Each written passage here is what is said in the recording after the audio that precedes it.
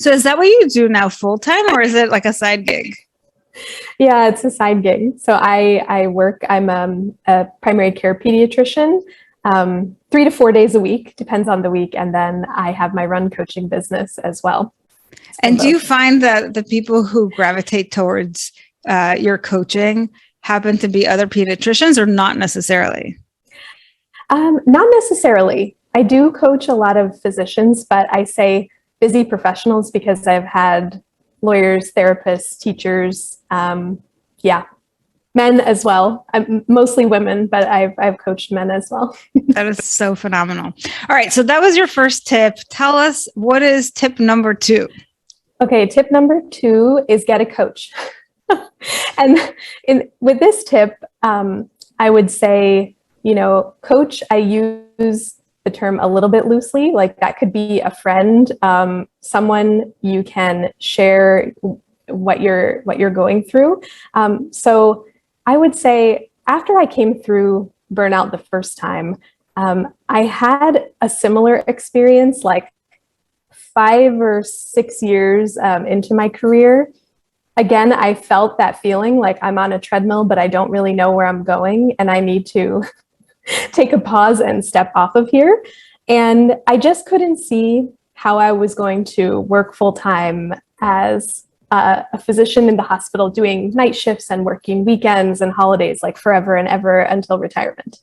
And so I was at a crossroads and I went out with a friend of mine, another pediatrician who worked at the hospital, who also she was really the first physician entrepreneur I ever knew. And she had started a side business coaching physicians. So we went out for coffee and, she said, you're talking about burnout and we could talk about burnout, but do you realize for 45 minutes you've been telling me about your running and how the marathon changed your life and you're writing training plans for your friends and your family and you're coaching girls on the run and all of these things. Like, have you thought about maybe being a run coach? And I remember I just sat back in the chair and I was like, no, it just didn't occur to me. I couldn't see that.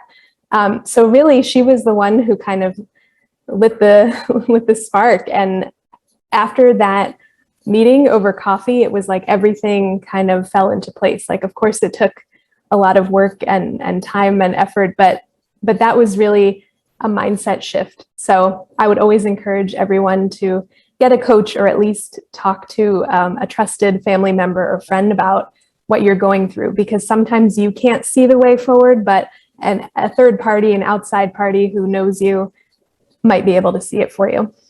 That's such an important tip. So, I would always tell people if you're burned out, start out with some coaching to get you out of burnout, and then think about how you want to live your life kind of differently moving forward. And, a lot of times people will switch careers and then they want somebody to help them with the career shift. So a business coach might be a good place to go from there. But a lot of times people want to stay in their career, and maybe it's just about building a side hustle or even just a life coach, somebody can help them with their life in general. And it's always good to have that outside perspective, somebody who can see the blind spots that you can't see, because it does accelerate your progress and it gets you to places that you would have never gotten on your own.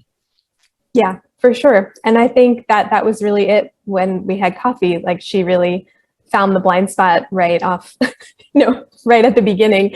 And at the time I thought, maybe I do want to leave this career and do something else. But in the end, after some exploration, that really wasn't it. Like, I don't think the answer is for all of the physicians to leave medicine. I mean, we have a huge problem with physician burnout, especially, I think the pandemic highlighted that and probably made it worse. But the answer isn't for all of us to leave, I don't think, but to make this a career that we can stay in for the long haul, but more on our terms, whatever that means, cutting back hours and working part-time, having a side gig, whatever that means. But I'm trying to find my way.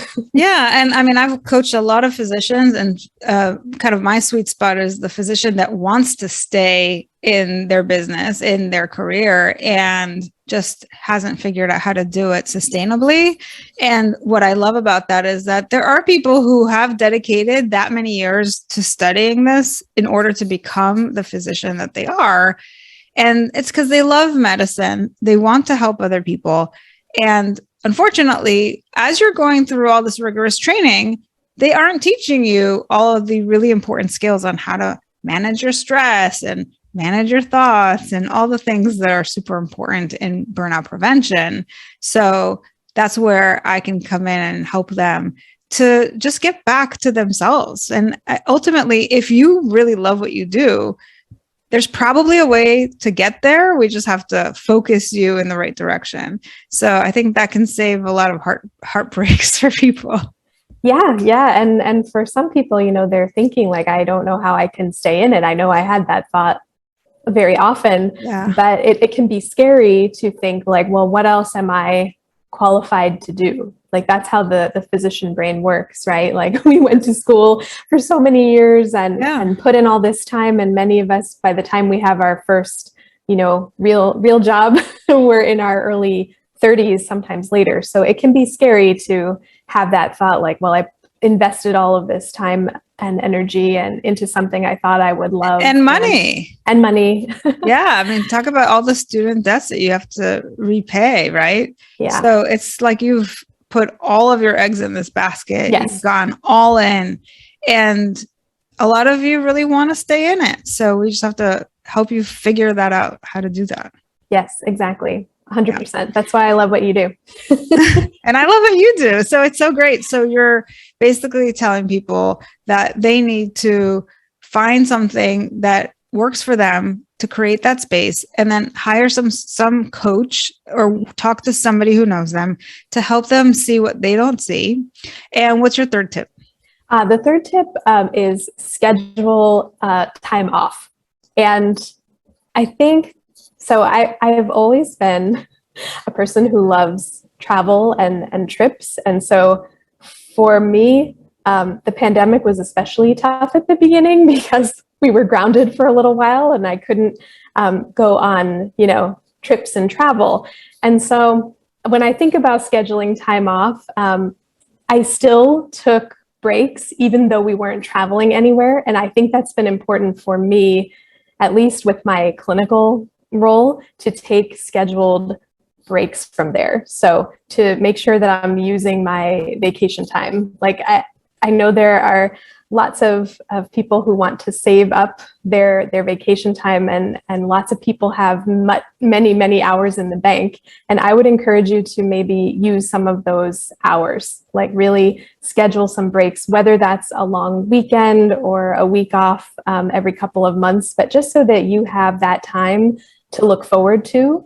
And you don't necessarily have to go anywhere, but just take a break and do something good for you that you enjoy doing, and that gets you maybe off of whatever that treadmill is for a set period of time that you can, you have it to look forward to. That's been a game changer for me. So I have to ask, because when I work with executives in particular, they're the kind of people who don't want to step away because they're worried about, they work in such aggressive environments where like the emails don't stop and like everything just keeps coming up. And so people are afraid if I leave, it's going to pile up. I'm going to be drowning when I get back. I might as well just stay. I'm curious, what is it like from your perspective for physicians, and why are they accumulating all of those hours in the bank and not taking that break for themselves? Is it, I got to, if you have patients, somebody's going to look after your patients while you're gone. Mm-hmm. What is getting in the way for physicians? Yeah, I think I feel very lucky that I'm in a big group. So it is, like there are people holding down the fort while I'm away, and we, take over for each other when people are out. So we have a team system where, patients calling in or, medications needing refilled, like all of these things are given to the team that you're on. So you can take time off. I understand about coming back to a mountain of paperwork that does happen. But I do feel like the emergency type things are taken care of by my colleagues. And even in, private practices, as long as you're not the only person, like if you have a partner or other partners, you have to trust them to hold down the fort. And I think, at least where I work, this is how we think. Like when I'm off, everyone else will take care of my patients, and then when they're off, I'll take care of theirs. So it's a little bit more work sharing. Yeah, sometimes patients get upset, like, oh, I called my daughter was sick and you weren't here, and I had to see someone else for the first time. But I'm like, well, self-care is important. Doctors are people too. Like everybody deserves some time off, and we get vacation time for a reason. And I say it's important to use it. So, I mean, there's a few things to unpack there. I think the first one is just recognizing the importance of self-care for your sanity, for your mental health, for burnout prevention. I think secondly is having the mindset that, when you really buy into this concept that, hey, not only do I have the time, but I'm going to actually use it, and I feel justified in using it, that you can then communicate that clearly to people without the guilt. Right? Yeah, for sure. I mean, I think it does, it helps that I'm in a group where the other physicians feel the same way.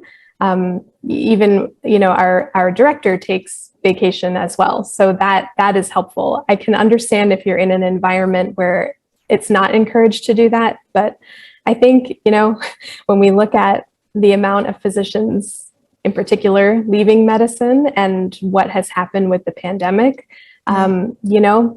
it makes sense that we would need a break from time to time, and time with our own families, time with ourselves, time in nature, whatever it is. But I don't think we can keep going and going without a break and not have either ourselves suffer, our family suffer, or our patients.